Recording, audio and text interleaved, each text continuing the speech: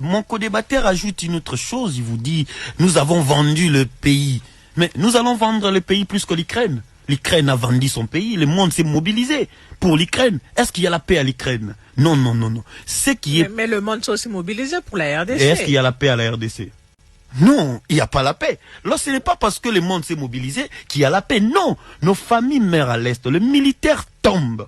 Parce que nous, il y a des gens que nous avons donné le pouvoir et ces personnes ne savent pas que le pouvoir, c'est une responsabilité avant de privilège. Donc, moi, je pense, pour être clair, les présidents de la République, je l'ai vu aujourd'hui fatigué, sans initiative. Penser que la signature de l'accord de paix avec le Rwanda va changer les choses, non. Les pays, ce sont des monstres.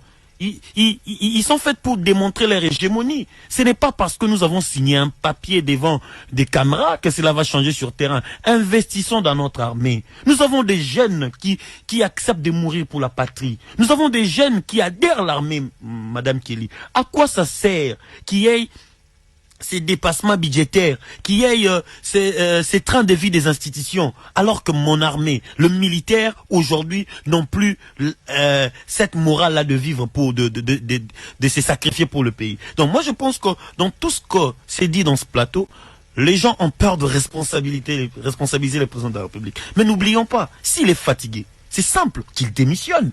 S'il n'a pas d'initiative, qu'il démissionne, d'autant plus que le pays n'est pas... Son mandat court jusqu'en 2028. Je les reconnais, le président a le mandat jusqu'à 2028. Ce n'est pas pour se faire du bien, c'est pour nous servir, sur pied de l'article 5 de la Constitution. Et s'il lui pense qu'il n'a plus d'initiative, c'est simple qu'il puisse démissionner. Madame Kelly, la couleur rouge de notre drapeau, c'est l'expression du sacrifice suprême de nos grands-pères en 59.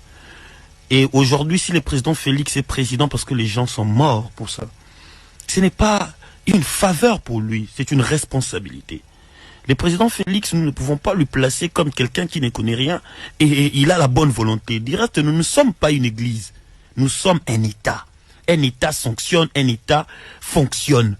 Le plus grand problème de notre pays, nous n'avons pas réussi à créer un État, une structure qui fonctionne. Nous n'avons pas une politique conçue pour le développement de notre pays. Donc, si nous voulons aujourd'hui résoudre la question de la guerre, nous devons être sérieux avec nous-mêmes.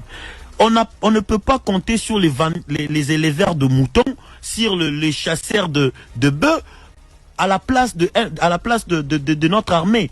Je ne peux jamais imaginer prendre 2, 3, 4 jeunes qui n'ont aucune formation militaire et puis en conturer